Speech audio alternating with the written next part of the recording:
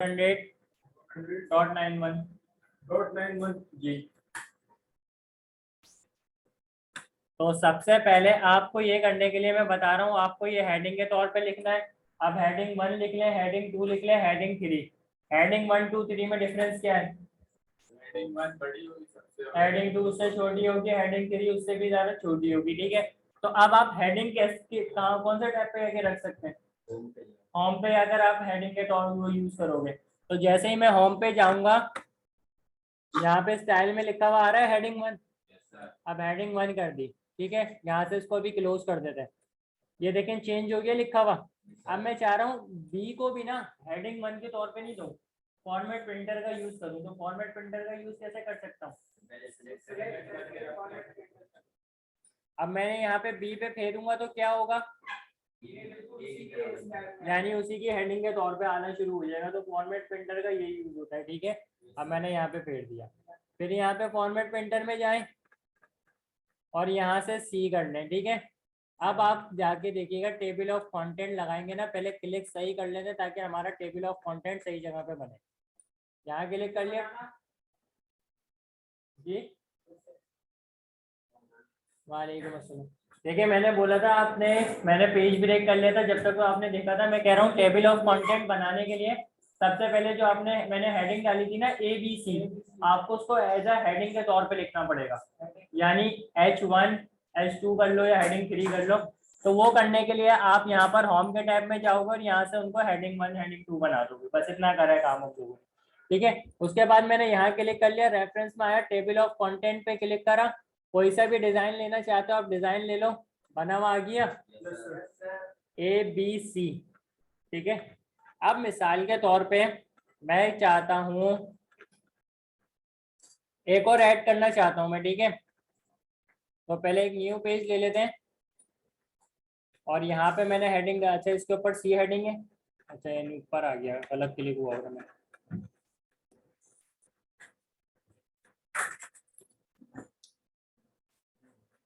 यहाँ पे मैंने हेडिंग डाली डी की हेडिंग डालने के बाद इक्वल टू RAND और यहाँ पे 1 पैराग्राफ ले लिया। ठीक है, 1 पैराग्राफ ले लिया। डी को मैंने सिलेक्ट करा, सिलेक्ट करने के बाद इसको भी हेडिंग दे दी। सही है, अब मुझे क्या करना है, अपना टेबल ऑफ कंटेंट अपडेट करूंगा ना, जाहिर सी बात है। नहीं, मोहम्मद इमरान खान नहीं आया। तो अब क्या हुआ है, मैंने अभी देखो टेबल ऑफ कंटेंट में मेरी कौन कौन सी आ रही है, ABC आ रही है, लेकिन मैंने डी भी लिया है। अब मुझे अपडेट करना है, कैसे करूंगा? या तो इसको डिलीट करके दोबारा इंसर्ट करूंगा तो डी आएगा। ठीक है, अब आपको उस काम से बचना है। आप रेफरेंस में जाएं, अपडेट टेबल करें, अपडेट इंटायर टेबल पूरा करेंगे और ओके कर दें। यहाँ पे डी खुद ब खुद आ गया। रेफरेंस में जाके आएगा जी, ये रेफरेंस का टैब का बता रहा हूं। क्या चीज? वहां से भी हो कर सकता है, आप कर राइट क्लिक करके भी कर सकते हो, लेकिन जब यहाँ पे सब टैब ऐड हुआ है उसका भी तो करना पड़ेगा ना, सब टैब का भी तो यूज करना पड़ेगा ना। अब यहाँ पे कंट्रोल प्रेस करता हूँ, सी दबाया, तो टेबल ऑफ कंटेंट का क्या फायदा हुआ, मुझे डायरेक्ट उसी तौर पे वहीं पे ले गया।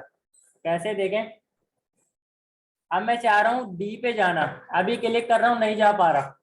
ठीक है, तो मैं पहले यहाँ पे डी पे क्लिक करूंगा, अब प्रेस करूंगा कंट्रोल, माउस का क्या कर्सर चेंज हुआ, आप क्लिक करेंगे डी पे लेकर आ जाएगा आपको फॉर्म। तो टेबल ऑफ कंटेंट का फर्क समझ में आ रहा है क्या है? ठीक है,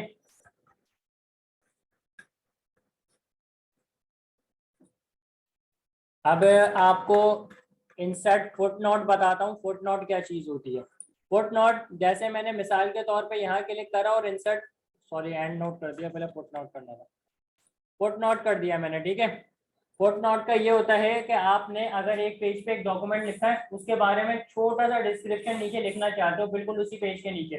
तो अभी मैंने ए वाले पेज पे लिखा है, तो यहाँ पे मैं मिसाल के तौर पे लिख देता हूँ, ए इज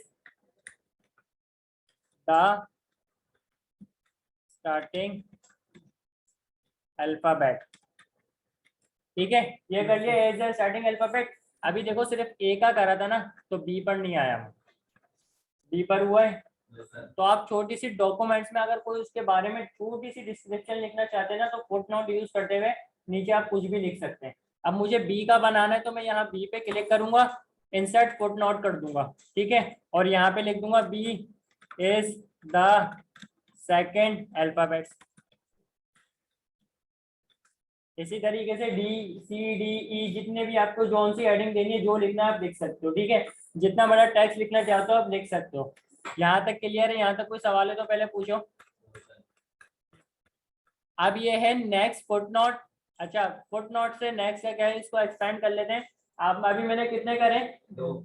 अब मुझे अगर मेरे मिसाल के तौर पे नहीं पता हुआ कि मैंने कितने करे हुए, 1 या 2, तो मैं इस तरीके से प्रीवियस नेक्स्ट पे जा सकता हूँ। ये 2 पे ले आया मुझे। अब मुझे जाना है प्रीवियस, तो 1 पर ले आया। नेक्स्ट पे जाना है तो इस तरीके से मैं डायरेक्ट भी जा सकता हूँ, सही है। अब उसके बाद ये कोई चीज लिखी हुई है जिसका नाम है and note. Insert foot note तो आप लोगों ने देख लिया, एंड नोट क्या होता है? देखो, फुट नोट ना डॉक्यूमेंट के एंड में आ रहा होता है। एंड नोट ना आपका हमेशा जब पूरा डॉक्यूमेंट कंप्लीट हो जाएगा ना, बिल्कुल उसके एंड में आएगा। यानी मिसाल के तौर पे यहाँ पर मैंने एक बुक के पेजेस लिखने शुरू करे, अब मैं एंड में बताना चाहता हूँ कि ये ऑथर ये था, छोटा सा करके, बिल्कुल छोटा सा नीचे लाइन लिखी होती है, उसके नीचे थोड़ा सा लिखा हुआ है कि भाई ऑथर का नाम ये था। अब ये हर पेज पे बताना चाहते हो तो हर पेज पे कौन सी क्या यूज करके बताओगे? फुट नोट, फुटर नहीं फुटर, ओ फुट नोट, फुटर नहीं, ठीक है। फुट नोट यूज करोगे। अगर आप चारों के हर पेज पे नहीं आए, बिल्कुल एंड में आए, तो क्या यूज करोगे? And note. तो एंड नोट एंड कर ले, आप एंड नोट एंटर कर लेते हैं। इंसर्ट एंड नोट करूंगा, देखो बिल्कुल सबसे एंड में ले आया मुझे। ये देखो डी वाले पेज पर आ गया, ए वाले पे खड़े होकर मैंने क्लिक करा था, ए वाले पेज पे खड़े होकर क्लिक करा था, वापस दिखा रहा हूँ।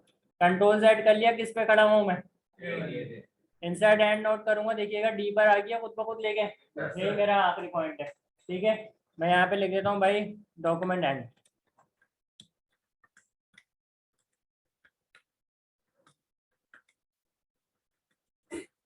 ठीक है, इतना लिख दिया। तो फुट नोट और एंड नोट के बीच में डिफरेंस समझ आ गया आपको? क्या है? उसके बाद इस तरीके से शो नोट्स वगैरह भी देखते हैं क्या है। इस पर आ जाते हैं, ये क्या चीज है? इंसर्ट क्विटेशन, ठीक है। यहाँ क्लिक करता हूँ इसको समझाने के लिए आपको, ये ऊपर से दिखाता हूँ। ये पैराग्राफ एक बंदे ने लिखा है जिसका ऑथर कोई नाम कुछ भी है। मैं बताना चाहता हूँ कि ये वाला पैराग्राफ इस ऑथर ने लिखा है। तो आप वो लिखना चाहते हो ना, तो आप इंसर्ट क्विटेशन में जाएंगे, ऐड न्यू सोर्स पे जाएंगे। जैसे ही आप ऐड न्यू सोर्स पे लिखा हुआ आएगा, क्या लिखा हुआ आ रहा है? ऑथर का नाम देते हैं कुछ भी, ठीक है। ऑथर का नाम दिया, टाइटल दे दें, मैं कह रहा हूँ MS ऑफिस। एयर कौन से एयर में डालिए? 2022, ठीक है। सिटी दे दें। अब पब्लिशर क्या होता है? यानी जो प्रिंट वगैरह होता है ना, उसका सेंटर का नाम होता है, यानी उसकी शॉप वगैरह का नाम आता है। तो हम कुछ भी लिख देते हैं XYZ। बहुत बड़ा हो जाएगा ना, छोटा सा बताओ ना कोई। चलो AI लिख लेते हैं शॉर्ट फॉर्म में, AI लिख लेते हैं। AI लिख लिया, ठीक है मैंने, और ओके कर दिया। चलो अब छोड़ो। अब देखें ये क्या हुआ है, यहाँ से कितना लिखा हुआ है? सिर्फ एफटेक और 2022, यानी इसने नाम उठाया है और एयर उठाया है। अब आप यहाँ से जाके देखेंगे एक चीज, आप अच्छा सॉरी है इस पे जा भी है, मैं इसको यहाँ पर आपने एक ऐड करा था, यहाँ पर आ गया। अब मैं सेकंड वाला पैराग्राफ किसी और को इस पे देना चाहता हूँ कि सेकंड वाला किसी और ने लिखा है, तो आप इस पे जाएंगे वापस। अब ऐड न्यू सोर्स पे क्लिक कर लेंगे, ठीक है। ऐड न्यू सोर्स पे करें या फिर ऐड न्यू प्लेस होल्डर पे करें, कुछ भी कर सकते हो। यहाँ पर आपको नाम लिखना पड़ेगा, अभी आपको डिटेल्स देनी है तो आप ऐड न्यू सोर्स पे कर लें। यहाँ पर ऑथर का नाम फिर कोई आपको देना है तो वो लिख दे, मैं गार्डन लिख दिया, कुछ भी लिख दे, कुछ भी। अभी सिर्फ समझाने के लिए लिख रहा हूँ आपको। HTML पे, HTML पे। चलो हाँ, जू लिख देना, जू पे लिखिए इसमें।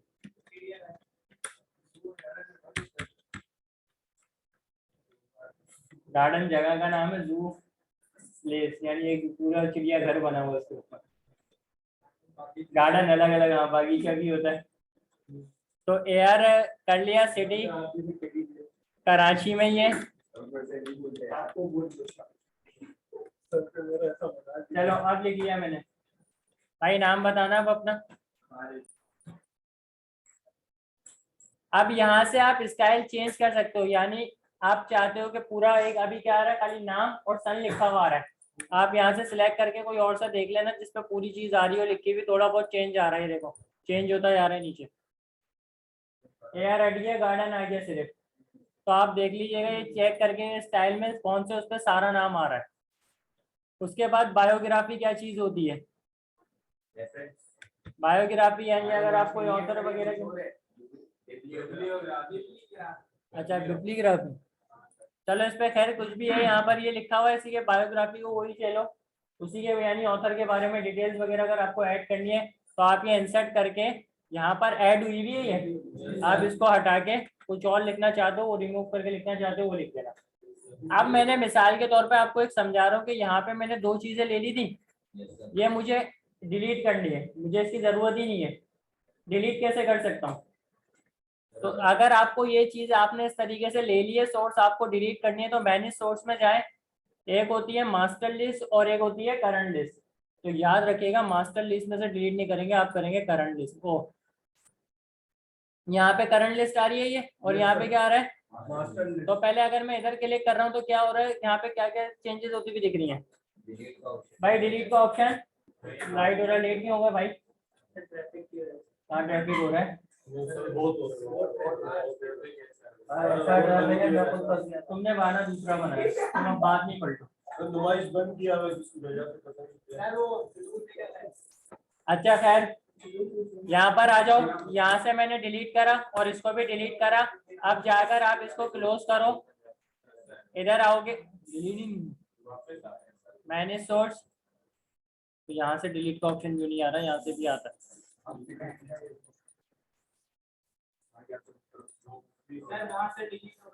लेकिन होता करंट लिस्ट से, करंट लिस्ट से होता है।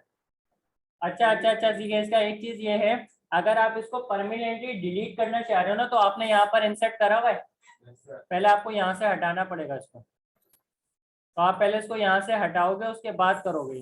मैं बैक स्पेस मार देता हूँ, ठीक है, बैक स्पेस इसको भी मार दिया और ये एफटेक वाला यूज करा हुआ था इसको भी मार दिया, ठीक है।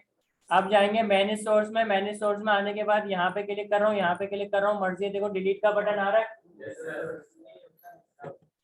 वो अलावा आप यहाँ पे क्लिक कर रहे हो, यहाँ पे क्लिक कर रहे हो, डिलीट का बटन आ रहा है, लेकिन आपको डिलीट करना है करंट लिस्ट से, मास्टर लिस्ट से डिलीट नहीं करना, वहां से फिर अभी मास्टर लिस्ट में आपके पास शो नहीं कर रहा है, आपके पास ये जो बॉक्स शो कर रहा है ना करंट लिस्ट से उठकर आ रहा है, ये जो आपको अभी मैंने बॉक्स दिखाया था ना, यहाँ पे दिखा रहा हूँ, ये जो बॉक्स आ रहा था ना जिसपे नाम लिख के आ रहे थे, ये करंट लिस्ट से उठकर आ रहा है, आपका मास्टर लिस्ट से नहीं आ रहा, तो अभी मैंने करंट लिस्ट डिलीट करी है तो यहाँ से हट गया है, ठीक है। आप चेंज कर लो, लास्ट में पीसी खाली है वहां बैठ गया, तो छोड़ दो, लास्ट में पीसी खाली है वहां बैठ गया। उसके बाद ये क्या है, इंसर्ट कैप्शंस, कैप्शंस हमेशा फिगर्स के लिए यूज होते हैं, आप लोगों ने देखा होगा, आप लोगों के क्या कहते हैं, ये इसका काम भी वैसे ही है टेबल ऑफ कंटेंट की तरीके से, जिससे हम लोगों ने टेबल ऑफ कंटेंट बनाया था।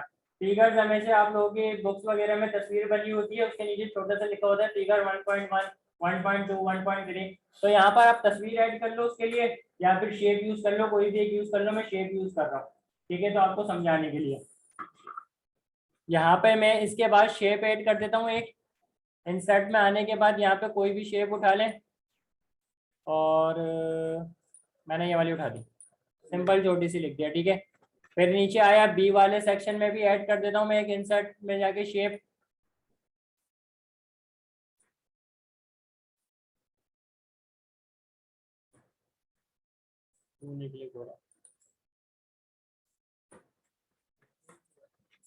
अब ये फॉर्मेट का टैब का काम समझाया हुआ था क्या होता है।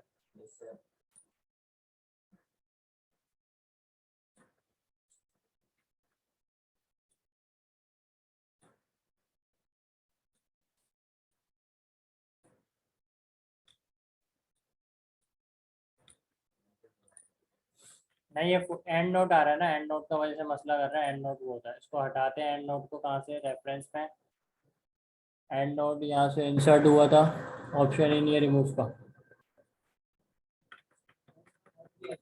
नहीं एंड नोट जब हटेगा जब लाइन हट जाएगी, एंड नोट जब आप कर दोगे ना तो उसके बाद कुछ लिख नहीं पाते आप, चलो यहाँ पे दिल बना देते हैं। अरे ये वाला बना क्या है? जब आप लेट आए हो ना, बैठे रहो, मेरी गलती नहीं है, आप लेट आए थे। अच्छा, टेबल ऑफ कंटेंट मैं वही बनाऊंगा, वो फिगर का भी जो वो कंटेंट है वही बनाऊंगा जहाँ पे मैंने टेबल ऑफ कंटेंट बनाया। थोड़ा सा स्पेस नीचे दे दूंगा। सही है। अब जैसे ही मैं इधर आता हूँ, पहली शेप पे आपको दिखा देता हूँ, यहाँ पर इंसर्ट कैप्शन करता हूँ, क्या लिखा हुआ आ रहा है, फिगर 1। यहाँ से ओके करा तो इसके नीचे फिगर 1 इसने दे दिया, इसी तरीके से लिखा हुआ होता है। अब आप इसको होम में से जाके सेंटर करें, सेंटर में करने के बाद आप इसको हाईलाइट करके इसका टेक्स्ट साइज बड़ा करना चाहते हैं तो टेक्स्ट साइज बड़ा कर लें। ठीक है। इसी तरीके से फिर आप सेकंड शेप पे जाके जब क्लिक करेंगे, रेफरेंस में जाने के बाद इंसर्ट पे करेंगे तो यहाँ पर अब क्या हो गया, खुद ब खुद फिगर 2 लिखा हुआ आ गया खुद ब खुद। ओके कर दें तो यहाँ पे देखें, यहाँ पे भी लिखा हुआ आ गया। अब आप इसको सेंटर में कर लें और इसका भी टेक्स्ट साइज बड़ा कर दें। डायग्राम वगैरह का नाम कैसे जी भाई, लेट क्यों हुआ? सर बारिश। चलो आप बैठिए, उसको बैठने दो, उसको बैठने दो, तुम लोग तो अपना समझो, वो भी है, छोड़ दो उसको। हाँ, क्या कौन क्या सवाल कर रहा था? मैं कह रहा था सर डायग्राम का नाम देने के लिए। जी, लेकिन अब इसके ऊपर भी टेबल ऑफ कंटेंट बना सकते हैं ना, जैसे हमने पहले टेबल ऑफ कंटेंट हेडिंग का बनाया था, मैं इसी तरीके से डायग्राम का बना के भी दिखा रहा हूँ, ताकि मैं क्लिक करूँ, पहली वाली फिगर पे क्लिक करूँ तो कौन सी फिगर खुल जाए मेरे सामने, पहली वाली शेप पर आ जाए। तो वो अभी करके दिखा रहा हूँ आपको। इंसर्ट कर दूं पहले, इंसर्ट फिगर 3। अब इसको मैं वो नहीं कर रहा, टेक्स्ट साइज बड़ा करना है, इसको सेंटर में लाना, आप देख लीजिएगा वो। Insert caption figure 4। ठीक है, इतना कर लिया।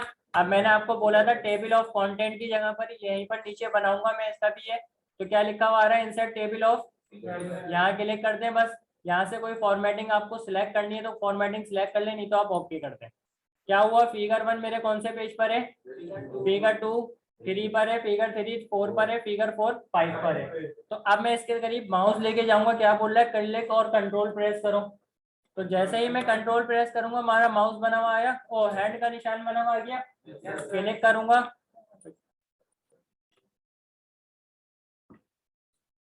आ गया फिगर 1 पे। तो टेबल ऑफ कंटेंट, अगर आपके पास बहुत ज्यादा डॉक्यूमेंट बना हुआ है ना, तो आप टेबल ऑफ कंटेंट यूज करना उसमें, ताकि जैसे ही आप क्लिक करो ना तो डायरेक्ट आप उस चीज पर उठकर आ जाओ। लेकिन टेबल ऑफ कंटेंट बनाने से पहले मैंने आपको एक स्टेप बोला, वो करना क्या है, तो जो आप टेक्स्ट लिख रहे हो ना, जो एक बड़ा टेक्स्ट यानी पैराग्राफ के ऊपर जो हेडिंग डाल लो, उसको हेडिंग 1 के फॉर्मेट में रखना जरूर। ठीक है, तब जाकर आपका टेबल ऑफ कंटेंट बनेगा। तो यहाँ तक कोई सवाल है पहले स्टेप के बारे में? सर मेरा सवाल है, बगैर टेबल ऑफ कंटेंट के हम टेबल ऑफ फिगर का होगा क्या चीज, यानी आप चाह रहे हो ये चीज हटी है, ये चीज हटी है, ये चीज हटाना चाह रहे हो ना, ये चीज हटाना चाह रहे हो ना टेबल ऑफ कंटेंट, तो आप इसको बनाओ नहीं यार, तो फिर इसको हटा के डिलीट कर दो तो आपका वो चीज भी चल जाएगी। देखो ये हटेगा तो सब हट जाएगा। क्यों हट जाएगा भाई, ये एक अलग चीज हुई है, वो एक अलग चीज हुई हुई है। अब मैं इस पे माउस लेके गया, कंट्रोल प्रेस करा, आ गया फिगर 1 पे, आ गया ना फिगर 1 पे, तो वापस दिखा देता हूँ, आ गया फिगर 2 पे। यार इस पे नहीं बैठो, इस पे नहीं बैठो, और ये लेट क्यों आए हो? टेबल ऑफ कंटेंट में यहाँ से ऐड कर रहा हूँ, उधर देखो स्क्रीन पे, टेबल ऑफ कंटेंट यहाँ से ऐड कर रहा हूँ, और जो फिगर वाला चीज है वो यहाँ से कर रहा हूँ, तो दोनों चीज अलग अलग जगहों से कर रहा हूँ ना। तो आप एक चीज रिमूव कर दो तो दूसरी चीज तो चलेगी ना, उसको मैंने कहीं और से ऐड करा है, तो इसलिए मेरी फिगर वाली चीज अब चल रही थी। क्लियर है यहाँ तक?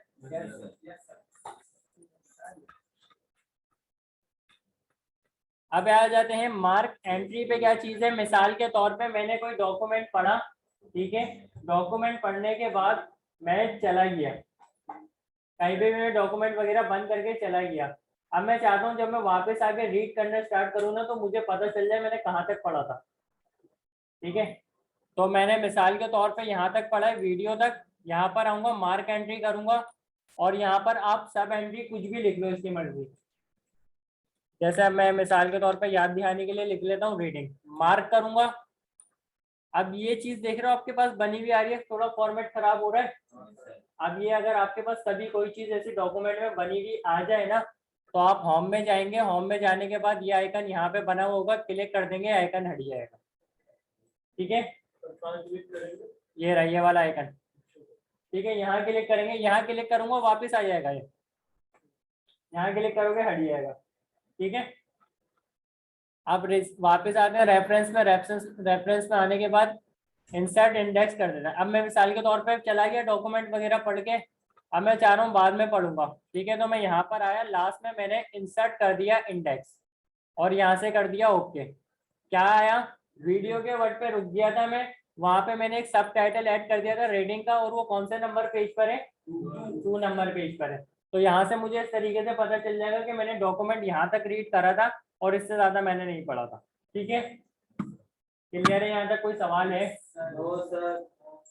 इसको आप हटा दो अगर हटाना चाहते हो तो, बैक स्पेस मार के। अगर बगैर सेव किए कोई हटा दे तो फिर जब हम वापस आएंगे तो ये इंडिकेट करेगा कि हम यहाँ से, अगर आपने इंसर्ट करा हुआ तो वैसे कैसे बताएगा? नहीं तो अगर इंसर्ट किया हुआ और सेव किए बगैर हम चले गए आए तो पूरा मतलब हटा हुआ था मतलब देखो इस तरीके से कर रहा हूँ, अपने डॉक्यूमेंट रीड कर रहे हो, एक बनी हुई डॉक्यूमेंटेशन। ठीक है, आपने डॉक्यूमेंटेशन रीड कर ली, आपने ये मार्क कर ली, मार्क एंट्री लगा दी। अब आप क्या कह रहे हो, आपने मार्क एंट्री इंसर्ट करी और हम बाहर गए तो वो हट गया, हमने सेव नहीं किया था वो, तो फिर नहीं होगा ना, आपको काम सेव करना पड़ेगा ना। फिर ऑटोमेटिकली सेव नहीं चलता ना, अगर ये ऑटोमेटिकली सेव चल रहा होता तो आपका काम सेव हो जाता। यानी अगर मैंने ये फाइल बनाई है ना, जब तक मैं इसको सेव नहीं करूंगा ना, इसका काम सेव नहीं है अभी। अगर बंद हो गई ये फाइल तो सारा काम उड़ जाएगा। इसलिए जैसे ही मैं यहाँ से क्रॉस भी कर रहा होता हूँ ना गलती से, तो मुझसे परमिशन पूछता है, या आपको ये काम सेव करना है, डोंट सेव करना है या कैंसिल करना है, परमिशन पूछता है इसीलिए। ठीक है, तो इसका देखते हैं भी। इसके बाद मेलिंग का देख लिया था, रिव्यू पर आते हैं। रिव्यू पे क्या चीज है, रिव्यू का ये जो पहला वर्ड है स्पेलिंग एंड ग्रामर इतना काम का नहीं है। क्यों काम का नहीं है देखें, मैंने यहाँ पर वीडियो की स्पेलिंग ये होती है VEDIO वीडियो। ठीक है, मैंने यहाँ पे लिख दिया VEIDO, सही है। और मैं स्पेलिंग एंड ग्रामर में गया, स्पेलिंग एंड ग्रामर में इसने मुझे यहाँ पर बता रहा है कि आपकी वीडियो की स्पेलिंग गलत है, आप इस तरीके से सही करके लिख सकते हो। उसने सही करी, अब इसका फायदा क्यों नहीं था भाई? वर्ड में आप कोई भी मिस्टेक करके एंटर या स्पेस आगे, स्पेस या एंटर मार के आगे जाते हो ना, पीछे फौरन एरर आ जाता है कि आपने पीछे वाली गलत कर है। तो अब इसका यूज इतना होता नहीं है। ठीक है, उसके बाद अगर आप कोई प्रोवाइड को सिलेक्ट किया हुआ, सर वो उसके बारे में अभी नहीं पूछा ना मेरे को पढ़ाने। प्रोवाइड्स में आने के बाद ये वाला ऑप्शन यूज करोगे, तो ये वाले ऑप्शन जैसे ही आप सिलेक्ट करोगे ना, इसके मुतालिक जितनी भी चीजें इससे मिलती जुलती होती है ना रिलेटेड पे, जैसे अगर मैंने एक वर्ड सर्च करा, उससे मिलती जुलती बहुत सी चीजें गूगल पर आ जाती हैं। तो ये देखें साइड में से सारे उस तरीके से खोल दिया। आप जो से वर्ड सिलेक्ट करके करोगे उसकी सारी चीजें आपके पास दिख जाएंगी। सर तो नहीं, ये वाले पे आ जाओ ना, ये वाले खाली है ना, ये वाली। ठीक है, उसके बाद वर्ड काउंट। वर्ड काउंट क्या चीज है, तीसरा ऑप्शन है वर्ड काउंट। ये चीज है, जरूरी नहीं है आप सिलेक्ट करोगे इसको, आप सिर्फ वर्ड काउंट पे क्लिक करो। क्या लिखा हुआ आ रहा, पेजेस 1 ऑफ 1 है। क्यों? अच्छा ये देखें मेरा डी सिलेक्ट हुआ हुआ इसलिए 1 आया हुआ है, तो इसको सिलेक्ट नहीं करना, इसी तरीके से आप छोड़ दें। वर्ड काउंट करें, वर्ड काउंट में आया मेरे पास पेजेस 5 है, वर्ड है 227 और करेक्टर है नो स्पेस 1024 और करेक्टर विद स्पेस 1231, पैराग्राफ 21 है, लाइंस 75 है। तो ये आपको सारा काउंट करके बता देता है डॉक्यूमेंटेशन में आपकी क्या क्या चीज है। सर्च कर लें, VLC सर्च कर लें। अच्छा, उसके बाद है ट्रांसलेट। ट्रांसलेट क्या चीज है, अगर ये मेरा पैराग्राफ कुछ ऐसी लैंग्वेज में लिखा हुआ है मुझे समझ नहीं आ रही, अरेबिक हो गया, दूसरी लैंग्वेज हो गई, उसको नहीं समझ में आती, हर किसी को, ज्यादातर को नहीं समझ आती। ठीक है, तो अब आप उसको क्या करोगे, सिलेक्ट करके ट्रांसलेट में जाओगे, ट्रांसलेट डॉक्यूमेंट करोगे तो क्या होगा, पूरा का पूरा ट्रांसलेट होकर आएगा डॉक्यूमेंट। लेकिन अगर आप ट्रांसलेट सिलेक्शन करोगे ना, तो यहाँ क्लिक करेंगे, टर्न ऑन कर लीजिएगा। इसके लिए वाईफाई होना जरूरी है, यानी आपके सिस्टम के साथ नेट कनेक्ट होना जरूरी है।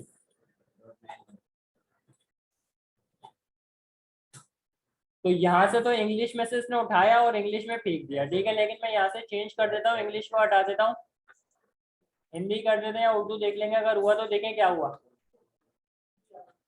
यानी इंग्लिश का डॉक्यूमेंट जो मैंने सिलेक्ट करा था उसने उसको किस में कन्वर्ट करके दिखा दिया मुझे, हिंदी में, ठीक है।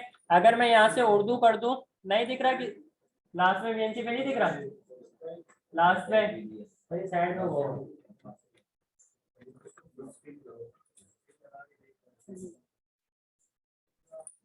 आता है, इंग्लिश में आ गया, किसी को इंग्लिश नहीं आती, आप उसको कन्वर्ट कर दो उर्दू में, ताकि आपको उस पैराग्राफ का मतलब समझ में आ जाए। अब कैसे होगा, आप पूरा पैराग्राफ सिलेक्ट करो, सिलेक्ट करने के बाद यहाँ पे ट्रांसलेट आ रहा है, ट्रांसलेट के ऊपर क्लिक कर दें। अच्छा, ये फंक्शन फिर बता रहा हूँ तब चलेगा जब आपके सर्वर के साथ नेट कनेक्ट होगा, यानी आपके लैपटॉप या पीसी के साथ नेट कनेक्ट होगा, नेट के बिना नहीं चलेगा, ठीक है। तो नेट कनेक्ट कर लेना। अच्छा, जब आप करोगे ना ट्रांसलेट, इंग्लिश यहाँ पे भी सिलेक्ट होगा, इंग्लिश यहाँ पे भी सिलेक्ट होगा, तो आप ऊपर इंग्लिश सिलेक्ट रहने देना, नीचे उर्दू सिलेक्ट कर लेना, या कोई भी लैंग्वेज सिलेक्ट कर लेना, उसमें लिखा हुआ आ जाएगा। तो क्या हुआ, ऊपर वाला पैराग्राफ बिल्कुल नीचे उर्दू में लिखा हुआ आ गया, ठीक है। तो यहाँ से आप अगर अब इसका इंसर्ट करना चाहते हो तो ये देखो, ये वाला पैराग्राफ उर्दू में भी इंसर्ट हो गया, ठीक है, उर्दू में देखो ना, उर्दू में इंसर्ट हो गया, ठीक है।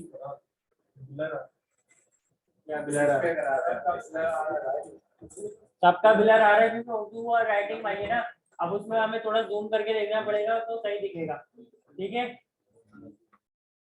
अब वापस आ जाते हैं, लैंग्वेज अगर आपको सिलेक्ट करनी है तो लैंग्वेज भी सिलेक्ट इसी तरीके से काम होगा। अब उसके बाद है न्यू कमेंट, मैंने आपको इंसर्ट के टैब पे कहा था कमेंट्स के बारे में डिटेल में पढ़ेंगे, यहाँ पे कौन से टैब में, रिव्यू में, ठीक है। अब आपने मुझे एक डॉक्यूमेंट भेजा है, ठीक है, डॉक्यूमेंट भेजे आपने मुझे, बोला ये चेक कर लो, और वो है 70 पेजेस का, 70 पेजेस में आपके 10 पेज गलतियां, ठीक है, गलतियां लिखनी है।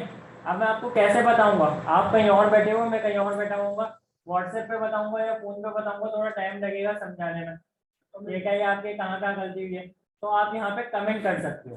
कैसे कमेंट करोगे, मिसाल के तौर पे मैं कह रहा हूँ, इस वाले पैराग्राफ, इस वाली लाइन के बाद आपको लाइन ब्रेक करनी है, ठीक है, यानी ये कुछ इस तरीके से लिखा होना चाहिए।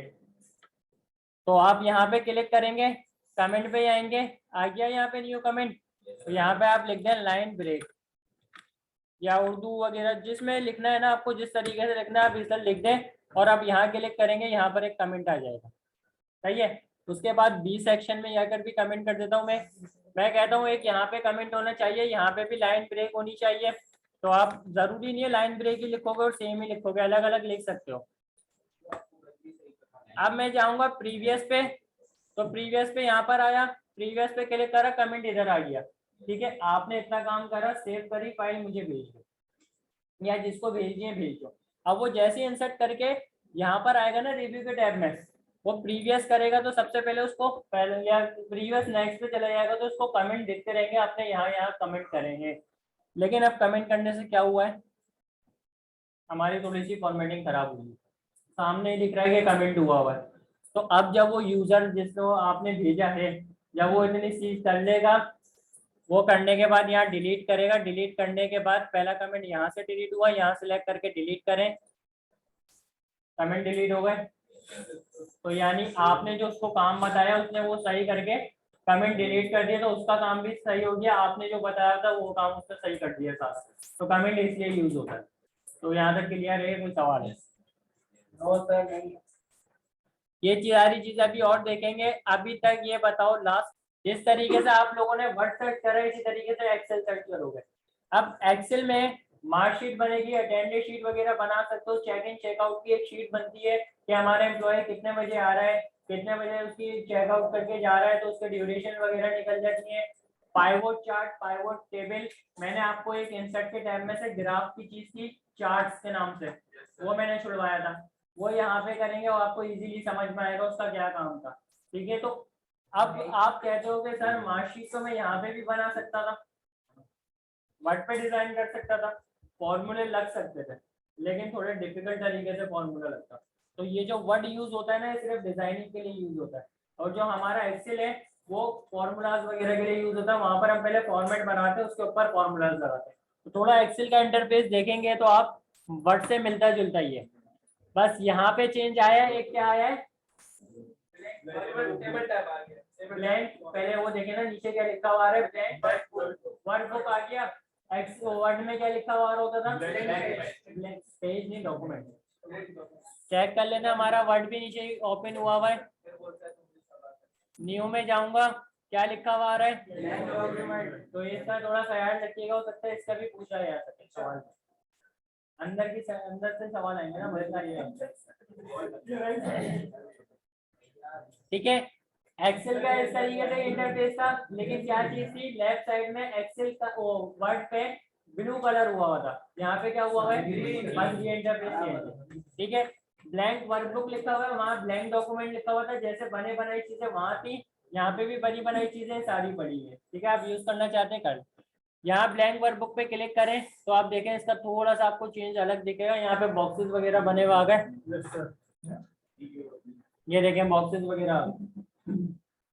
अब ये नहीं सोचिएगा कि बॉक्सेस बने हुए आ जाए, जब आप प्रिंट निकालेंगे तो प्रिंट पे भी वो बॉक्सेस बने हुए आ होंगे, नहीं। देखें मिसाल के तौर पे, अगर मैं अभी आपको एक सिंपल समझाने के लिए हेडिंग डाल रहा हूँ, हम बाद में काम करेंगे। शीट ट्रिपल ई आ गया, छोड़ दो उसको। ठीक है, इसको मैं बॉर्डर लगा देता हूँ, बॉर्डर ऑल बॉर्डर कर देता हूँ ताकि चारों तरफ से लग जाए। अब जब मैं इसको जाके प्रिंट निकालने जा रहा हूँ ना, तो देखिएगा ये बॉक्स वगैरह सब हटे हुए होंगे। अभी मेरे को पेज का लेआउट सेट करूंगा तो ये सही आ जाएगा। पेज का लेआउट सेट करूंगा, देखो अब पेज का लेआउट कैसे सेट करना है, थोड़ा इधर आया, ए फोटो सिलेक्ट हुआ था,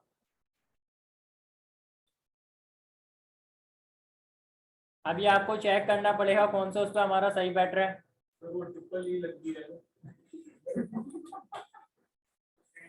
लैंडस्केप पे सही आ गया, तो देखें लैंडस्केप, पोर्ट्रेट एंड लैंडस्केप का बताया था, इस तरीके से यहाँ पे सही हो गया है। अब यहाँ पे देखें पीछे बॉक्सेस बने हुए कुछ भी नहीं दिख रहे, तो जब आप प्रिंट निकालने जाओगे ना तो बॉक्सेस वगैरह कुछ नहीं आएंगे, वो हट जाएंगे। सही है, वो आपको सिर्फ जब आप कर रहे होगे ना काम, तो उसके लिए उन्होंने बनाएंगे। ये अब हमको ये चेक अगर A4 में बनाना है, A4 साइज में, तो पहले आपको सेट करना पड़ेगा यहाँ से, ये चीज मैंने आपको बताकर आया था वर्ड में, तो पहले यहाँ से आपको A4 पेज सिलेक्ट करना पड़ेगा। ठीक है, फिर जाकर आप प्रिंट करोगे तो जो आपने काम करा होगा वो पेज A4 पर ही आ रहा है। सर साइज तो जाएगी, आगे A4 लिखा हुआ, ठीक है। और वो जो मार्जिन था वो क्या था, वो हमारा जो कर्सर था वो पीछे की साइड पे जा रहा था, आगे की साइड पर आ रहा था, लेंथ कम कर रहा था, बीच में से विड्थ कम कर रहा था, वो मार्जिन काम कर रहा था। ठीक है, देखिए होम में वही काम है, चेंज क्या है, कॉपी कट फॉर्मेट प्रिंटर वही है, ये चीजें अलाइनमेंट सेट है वही है, मार्जिन सेंटर न्यू है, ये बॉक्स न्यू आया और स्टाइल न्यू आया, और ये थोड़ी बहुत चीजें इसकी आसान है, इतना हार्ड नहीं है, लेकिन कुछ चीजें वही है जो हम MS वर्ड में पढ़कर आए, थोड़ी सी चीजें चेंज होंगी। इसी तरीके से जब हम पावर पॉइंट में जाएंगे तो उसके अंदर भी थोड़ी सी चीजें चेंज होंगी, बाकी टैब सारे वही होंगे। अब मैंने आप लोगों को टैब बनाने का तरीका बताया था, क्या था, फाइल में जाके टैब रुक जाओ, जोनाथन बताओ, सब टैब चुप हो जाओ, मुझे अपने नाम का टैब बनाना है, जैसे home insert page layout formulas है, ऐसे नाम का टैब बना हुआ, ऊपर देखो होम इंसर्ट, चुप हो जाओ जिसकी आवाज आ रही है फाइल में यहाँ, मुझे भी आवाज आ रही है, जो उसको बता रहे हैं ना मुझे भी आवाज आ रही है, तो अभी खामोश हो जाओ। मुझे अपना टैब बनाना है, कैसे बनाऊंगा, अपने नाम का एक टैब बनाना है, कैसे बनाऊंगा, बताओ ना, पूरा बताओ ना प्रोसेस क्या होगा।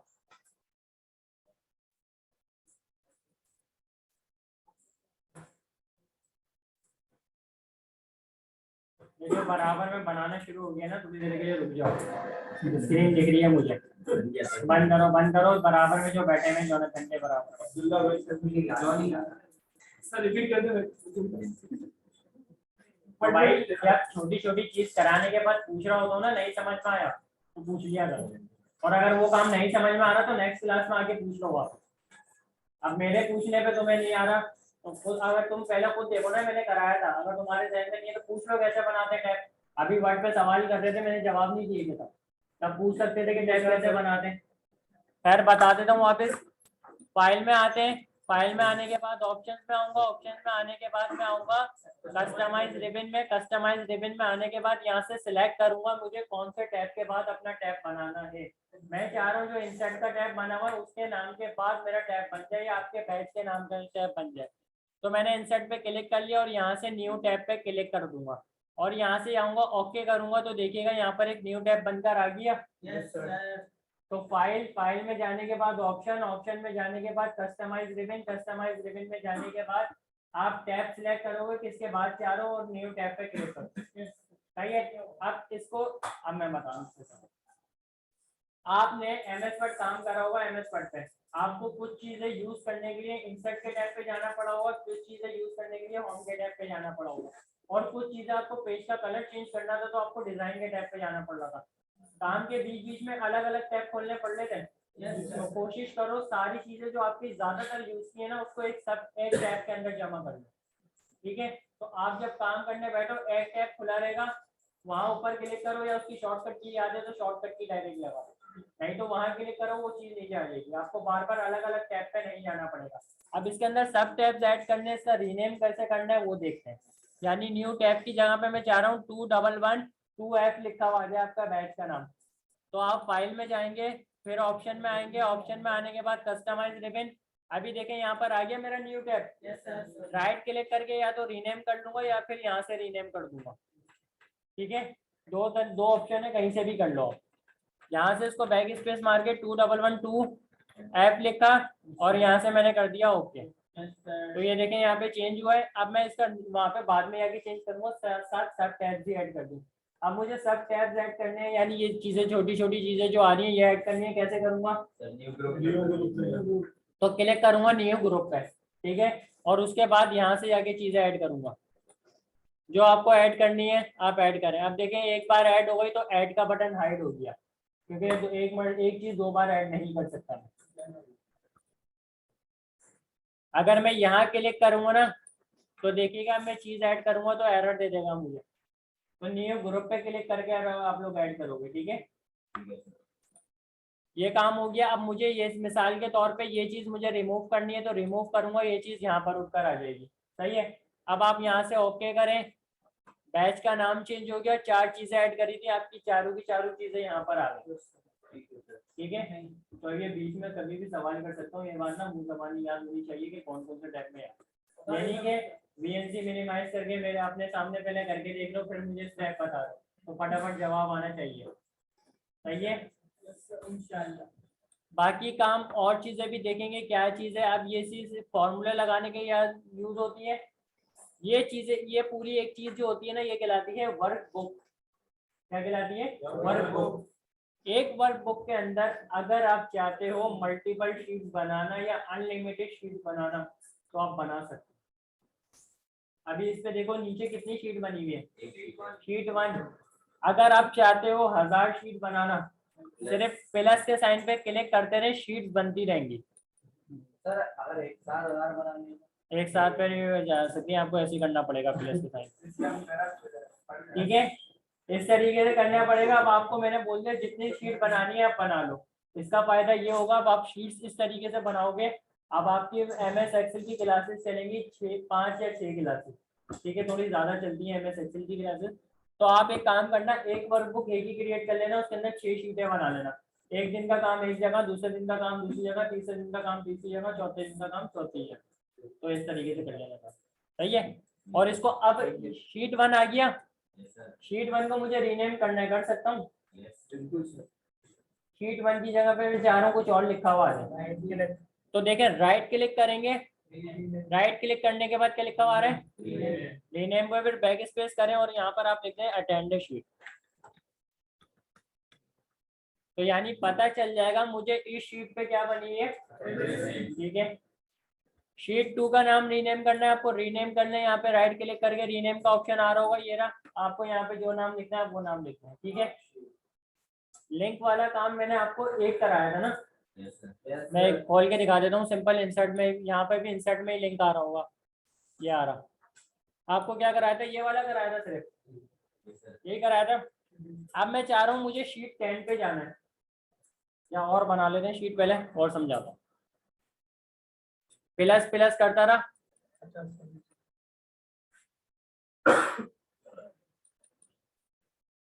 अभी आपको कौन सी दिख रही है? 10 तक दिख रही है। मुझे 15 पे जाना है, कैसे जाऊंगा? सिर्फ सेकंड में जाना है, मेरे ना सेकंड जाना है भाई। यहाँ पे क्लिक करके आपको जाना पड़ेगा, लेकिन एक एक करके आपको आगे बढ़ना पड़ेगा। ये देखो, लेकिन मैं चाह रहा हूँ एक क्लिक पे चले जाऊँ, तो अब लिंक का काम अब यहाँ पर होगा। कैसे? आप यहाँ पे एक शीट बना लें सबसे पहले कि भाई यहाँ पर मैं खोलूँ शीट 15। शीट 15 पे क्लिक करूँ तो कौन सी शीट खुल जाए? तो लिंक लगाने का क्या तरीका था? पहले इस तरीके से बॉक्स सिलेक्ट कर लिया मैंने, वहां पर आप टेक्स्ट हाइलाइटेड करते थे, ठीक है। सॉरी, लिंक पर आएंगे। ये चीज तो हमने यूज कर ली थी, ये चीज यहाँ पे भी यूज हो सकती है। यानी आप इस वर्ड पे क्लिक करके कोई फाइल खोल लो, वर्ड की, एक्सेल की, या कोई पिक्चर खोल लो, तो वो भी काम हो सकता है। लेकिन अभी मुझे ये वाला प्लेस इन दिस डॉक्यूमेंट वाला काम करना है। जैसे ही मैंने प्लेस इन दिस डॉक्यूमेंट पे क्लिक करा, क्या हुआ है? जितनी भी शीटें बनी हुई है सारी मेरे सामने खुल गई। नीचे स्क्रीन करके आपको दिखा भी देता हूँ, जितनी मैंने शीटें बनाई थी सारी की सारी आ गई। ठीक है, शीट 15 पे मैंने क्लिक करा और यहाँ से ओके कर दिया, पास। शीट 15 का कलर चेंज हो गया, हाइपरलिंक ऐसी बनी हुई आ रही थी। अब आप सिर्फ क्लिक करें जाके, शीट 15 आपके सामने नीचे खुलकर आ गए, उसने शीट 15 के नीचे वो कलर दे दिया ग्रीन। सर यहाँ पर भी सिर्फ क्लिक करना है या कंट्रोल प्लस? सिर्फ क्लिक करना है यहाँ पर। ठीक है, अब आपको बैक जाना है तो आप यहाँ पे शीट 1 लिख दो और शीट 1 का वो फिर बैक बना दो कि शीट 1 पे क्लिक करूँ तो अटेंडेंस शीट खुल जाए। तो ये चीज क्लियर हो गई थी ना लिंक वाली? मैंने कहा था कि यहाँ पर आपको बेहतर समझ में आएगी शीट से। अब यहाँ पे कुछ कंपनीज होती हैं जिनकी एक्सेल की शीट पे काम कर रहे होते हैं ना, जो डेटा एंटर कर रहे होते हैं, उनके पास 50 भी खुली होती है, 60 शीटें भी खुली होती है। थोड़ा थोड़ा प्रोजेक्ट का काम अलग अलग शीटों पर होता है। तो अब इस तरीके से जाते हैं ना, वो कैसे जाते हैं? तो उन्होंने लिंकिंग करी हुई होती है, तो वो लिंक पे क्लिक करते हैं तो ये वाली शीट खुल जाती है। तो आप लिंक के जरिए ये काम कर सकते हो। तो ये लिंक वाला चीज क्लियर हो गई ना? कोई सवाल? मैक्स, मिनिमम, एवरेज, सम क्या चीज है? मैक्सिमम क्या चीज है? मिनिमम, एवरेज, एवरेज वर्क कैसे करती है? एवरेज वर्क कैसे करती है? भाई मिसाल के तौर पे मैं आपको नोटपैड की फाइल खोल के दिखाऊं, अगर इसमें थोड़ा लिख देते हैं समझाने के लिए। यहाँ पे मैंने लिखा हुआ है 10। अच्छा, ऐसा फॉर्मेट में जाके इसका फॉन्ट थोड़ा बड़ा कर देते हैं। 10, 30, 40, 50, इसका एवरेज क्या होगा? कैसे होगा? 25 होगा ना? कैसे होगा? आप बता दे। देखो, एवरेज हमेशा ना इस तरीके से निकलता है। सबसे पहले तो आप इन लोगों को सबको प्लस करोगे आपस में। ये मैं डायरेक्ट अभी प्लस कर रहा हूँ, ठीक है? डायरेक्ट बता रहा हूँ। 10 और 30 40 हो गए, 40 और 40 80, 80 और 50 130 हो गए। आप यहाँ पे लिखो इसको प्लस करके, क्या आंसर आया? 130। 130 डिवाइडेड करोगे, अब आप इसको डिवाइड करोगे जितने आपने नंबर्स लिए थे। कितने नंबर्स लिए थे? 4। ठीक है, अब आप इसको डिवाइड करो। अब इसको 130 से डिवाइड करके देखो क्या आंसर आता है। 65 ये आएगा, 65 2 तो 3 32.5 आंसर आएगा। 32.5 ना, वही आ गया ना भाई। देखो यहाँ पे डिवाइड कर लेता हूँ, सिंपल डिवाइड करके भी दिखा देता हूँ। 130 डिवाइडेड बाय 4 क्या आ रहा है? 32.5। ये वो बताया ना, बाद में बताया वो।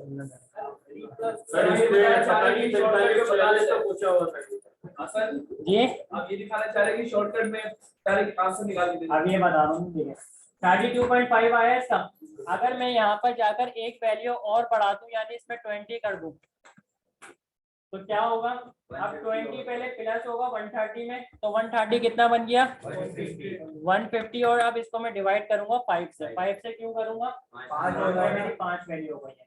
तो अब मेरा जो आंसर बनेगा वो बनेगा 30 एवरेज होगी। ठीक है, अब आपको इतना सारा स्टेप करने की जरूरत नहीं पड़ेगी यहाँ पर कि आप पहले इसको प्लस कराओ फिर डिवाइड कराओ। आप ये वाला 8 वाला 8 के ऊपर है। अब मैं बताता हूँ, आपको लिस्ट बना देता हूँ 10 20 30 40 और क्या था 20। ठीक है, यही था। इक्वल टू डालूंगा। अच्छा, एक चीज हमेशा याद रखना, फॉर्मूला जब भी स्टार्ट करोगे एक्सेल के अंदर सबसे पहले इक्वल टू का साइन यूज करोगे। ठीक है, इक्वल टू का साइन यूज करोगे। इसके साथ साथ अब मैं एवरेज निकाल रहा हूँ, तो एवरेज की स्पेलिंग लिखोगे, नीचे फॉर्मूला आ गया एवरेज का। अब आप यहाँ पे टैब प्रेस कर दो। ठीक है, टैब प्रेस करो और आप इसको सिर्फ रेंज बता दो कि यहाँ से लेके यहाँ तक आप इसकी एवरेज निकाल दो।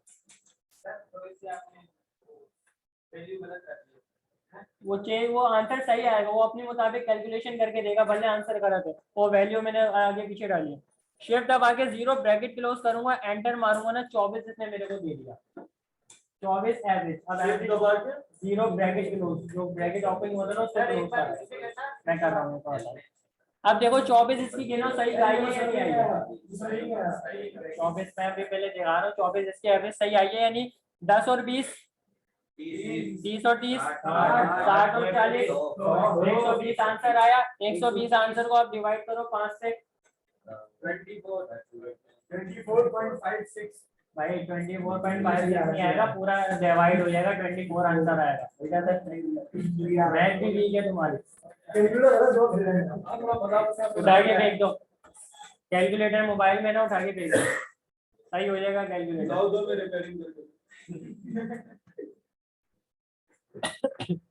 अच्छा, अब आपको थोड़ा सा ये मैक्सिमम मिनिमम और एवरेज और सम के फॉर्मूले बताऊं, बस फिर आप लोग काम कर लीजिएगा। आपने रेंज बताइए, ये भी रेंज मैंने रेंज बता दी। अब आपकी मर्जी, आप रेंज इस तरीके से लिख लो या फिर आप ऐसे लिख लो बराबर बराबर में, दोनों का वर्क एक ही होगा। ठीक है, मर्जी है हॉरिजॉन्टल चला लो, वर्टिकल चला लो, मर्जी है आपकी, जिस तरीके से आपको रखना है। अब सबसे पहले मैक्सिमम का फॉर्मूला, मैक्सिमम का फॉर्मूला क्या है? तो मुझे एक फॉर्मूला लगाना है, तो सबसे पहले मैंने आपको क्या बोला, फॉर्मूला स्टार्ट करने के लिए सबसे पहले क्या स्टेप है? Equal to MAX max, tab press कर दिया। टैब प्रेस करा तो देखो क्या हुआ है, मैंने मैक्स स्मॉल फॉर्म में लिखा था, खुद ब खुद कैपिटल में हुआ और इसने ब्रैकेट खुद ब खुद ऑन कर दिया। वापस बता रहा हूँ, देखो मैक्स खुद ब खुद लिखा हुआ आएगा, MAX, टैब प्रेस करा, कैपिटल में हो गया, ब्रैकेट ओपन हो गई। अब आपको कुछ भी नहीं करना है, इस फॉर्मूले में रेंज सिलेक्ट कर दो खाली, कि भाई आप यहाँ से लेके यहाँ तक सिलेक्ट कर लो। ठीक है, शिफ्ट दबा के 0 ब्रैकेट क्लोज करो, एंटर मारो। मैक्सिमम मेरा 50 है, मैक्सिमम 50 है। अब आपने इस तरीके से लिखोगे या इस तरीके से लिखोगे, मर्जी है आपकी, लेकिन फॉर्मूले में अगर आप इस तरह लगा रहे हो तो आप रेंज यू सिलेक्ट करोगे। सही है, अगर आप फॉर्मूले में इस वाले पे लगाना चाह रहे हो तो रेंज यू सिलेक्ट करोगे, बस ये डिफरेंस होगा। अब इसी तरीके से मैक्स का फॉर्मूला MAX था, तो मिन का क्या, मिनिमम का क्या हो सकता है? MIN मिन। MIN मिन लिखा, स्मॉल में लिखा, टैब प्रेस करा, देखो कैपिटल में बन गया, और रेंज सिलेक्ट कर दो।